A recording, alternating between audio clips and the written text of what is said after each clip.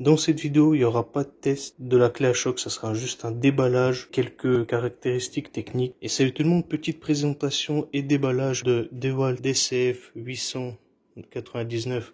C'est une clé à choc. Normalement, c'est la plus puissante qu'il y a dans ce gabarit. En tout cas, j'espère que j'ai acheté la meilleure. Tout simplement parce qu'avec les autres, j'avais des mauvaises expériences. Par exemple, si je prends l'Autobest que j'avais acheté pour 150 €. Bon, c'est vrai que c'est une marque bas de gamme, mais le problème, c'est qu'elle était même pas capable de desserrer une roue que j'avais serrée à la main sans la clé dynamo. J'avais serré pas très fort, hein, parce que je sais qu'il n'y a pas besoin de serrer comme un fou. J'ai pu redesserrer à la main sans problème, mais la clé à choc Autobest, elle n'a pas pu desserrer. J'avais aussi essayé une Parkside, c'est déjà mieux, mais c'est pas ça ce que je voulais. J'avais vu qu'il y avait un ami, il avait ramené ça parce que il galérait aussi à dévisser une grosse vis. C'était même une clé à choc pneumatique, elle marchait pas. Du coup, avec ça, ils ont réussi et je me suis dit, fallait que je me l'achète aussi, que je fais la mécanique en général. Voilà. Donc, selon le constructeur, ça fait 950 Nm de serrage et desserrage. Donc, le P2, c'est juste pour l'embout qui tient la douille. Donc, moi, c'est avec une bille et le H, c'est avec un queue de cochon. Moi, je l'ai acheté pour 430 €. Il y a deux batteries de 5 ampères, un chargeur. Et donc, en fait, ce qui est bien, c'est que si vous achetez plusieurs matériels chez eux, vous pouvez tout assembler. Donc, par exemple, j'ai une meuleuse et je la pose ici, je la clipse et je porte tout d'un coup. Voilà, bon, c'est parti, on va l'ouvrir. Donc aussi, ils ont mis une étiquette pour vous montrer ce qu'il y a ici, ce qu'ils proposent. Donc, vous voyez, c'est des valises comme ça peut être pratique des fois. Mais bon, moi je suis pas dans ce genre là, moi j'ai envie de dire que ce truc là en plastique il va partir à la poubelle. Donc voilà. Parce que dans la voiture il n'y a pas assez de place déjà comme ça. Malgré qu'il est bien compact. Bon bah 3 ans de garantie, blablabla. Donc c'est conçu en États-Unis mais c'est fabriqué en Chine. Donc soyez pas trop surpris. Bon, la notice d'emploi, voilà. Donc le chargeur, il chauffe un petit peu en dessous, je trouve, mais après c'est peut-être normal. Mais sinon, rien de spécial. Donc voilà, là ça clignote rouge, c'est tout à fait normal. Et vous pouvez voir que c'est juste un seul trait, pas jusqu'au bout. Et donc là, il est en train de recharger. Et une fois qu'il sera fixe, ça veut dire qu'il est chargé. S'il y a tout qui est allumé, ça veut dire la batterie, elle surchauffe. Voilà, donc il ne pourra pas charger, donc il va arrêter. Et en attendant que ça refroidit. Donc il fait aussi un peu de bruit, un petit bruit particulier d'un transformateur.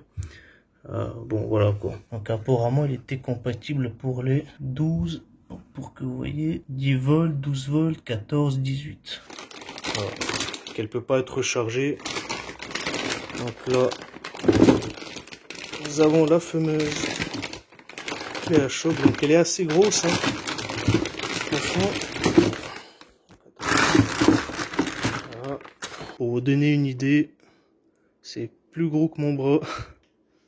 Donc c'est quand même compact, hein, malgré, mais c'est assez large, c'est gros quand même, c'est gros. Mais voilà. Comme ça, vous voyez. Alors, il y en a, c'est des 18 volts et il y en a, c'est des 20 volts. Mais je vous rassure, c'est exactement la même chose. Pour une bonne raison, comment je peux vous le prouver aussi, c'est que nous avons un chargeur de 22 volts. Donc, pour 18, donc 20 et 18, c'est pareil, hein, vous en faites pas. Il n'y a aucune différence. Voilà, donc ça m'a été fourni avec un adaptateur, parce que de base c'est une prise américaine. Alors, en fait, moi ce que j'aurais bien voulu, c'est peut-être le couper carrément et de mettre un truc normal, parce que c'est pas trop pratique ça. Mais bon, c'est pas grave, c'est qu'un détail. Donc là, j'ai deux batteries de 5 ampères. Voilà. Donc faites bien attention quand vous allez acheter. Quand vous achetez, des fois, ils vous vendent que la clé à choc ou la batterie ou le chargeur. Enfin, c'est complètement aléatoire. Donc faites attention à bien regarder l'annonce, qu'elle soit bien complète, qu'il y a bien les deux batteries, la clé à choc, le chargeur. Ici, vous avez pour le témoin de charge. Là, c'est pour l'essence de rotation ici. Par exemple, si j'appuie là, il va rester longtemps allumé comme ça. Je sais pas combien de temps, hein, mais assez suffisamment pour faire la lampe torche, si jamais vous avez besoin. Voici ce que ça donne dans un noir absolu. Donc franchement, ça éclaire plutôt très bien, je trouve. Franchement, c'est pas mal.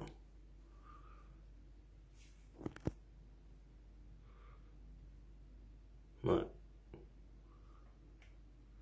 Donc en soi, la finition, tout ça, bah, ça a l'air pas mal, hein.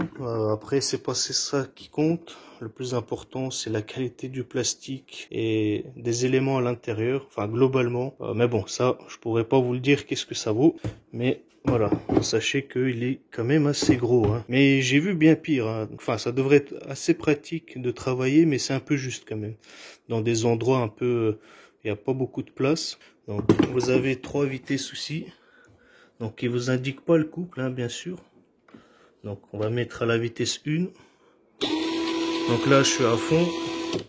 Donc, vous pouvez aussi réguler la vitesse comme ça. Et ce qui est bien, c'est que pour une fois, vraiment pour une fois, elle se fait très progressivement au fur et à mesure que vous appuyez. Voilà, ça c'est vraiment bien. Il est bien travaillé ce bouton. Donc là, je vais mettre à la 2e vitesse.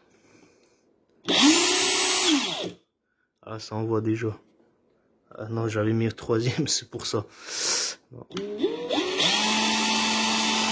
Voilà, là c'était la 2e et la 3e.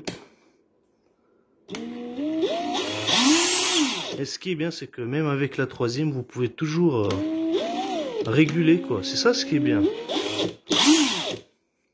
Donc à faire attention, apparemment ça serre tellement fort que vous cassez des boulons avec ça. Donc allez doucement quand même, hein, petit à petit. Regardez avec la clé dynamo qu'est-ce que ça donne. Donc pour enlever la batterie, bon bah tout le monde ça connaît, mais juste pour vous montrer quand même, on sait jamais. Donc comme ça. Après avec une seule main c'est pas évident, hein, je vous le dis tout de suite, mais... Voilà. Et donc là, c'est pareil, juste vous glissez comme ça, jusqu'à un espèce de petit clac. Je sais pas si on pourra entendre. Voilà. Et là, vous êtes sûr qu'il est bien branché. En tout cas, tout ce que j'ai vu sur internet, c'est que ça a l'air bien prometteur. J'espère que ça sera le cas, mais honnêtement, si ça, je dis que c'est de la merde, eh ben, c'est que tout le reste, c'est de la merde aussi, quoi. Donc, j'espère pas. Mais voilà. J'espère que cette vidéo vous a plu, qu'elle n'a pas été trop longue non plus, mais bon, moi je me suis exprimé comme je voulais sur la clé à choc. Et voilà. Et je vous dis ciao ciao. Voici pour vous donner une dimension de la clé à choc.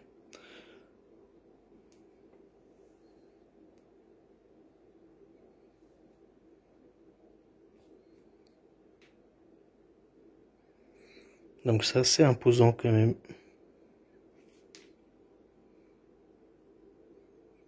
Donc voilà, si on doit faire comparaison avec une main, voilà, vous mettez votre main, donc la longueur carrément comme ça. Donc voilà.